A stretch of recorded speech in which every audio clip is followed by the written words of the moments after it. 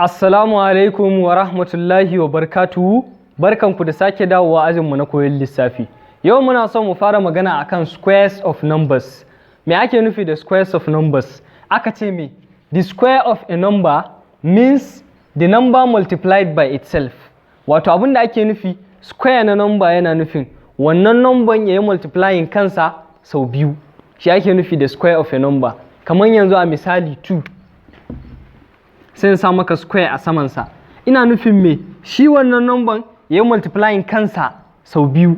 Wato 2 times 2 kenan.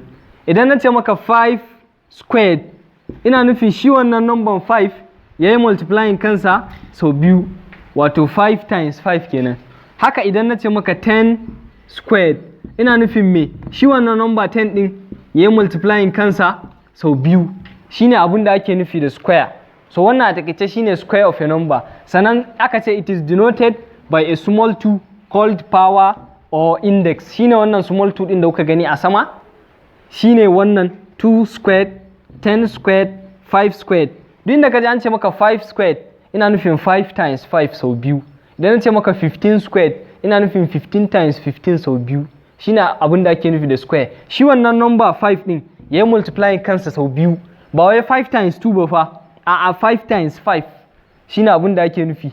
To wannan shine square kenan. So ku biyo mu a video na gaba insha Allah za mu ci gaba da magana da muke under squares.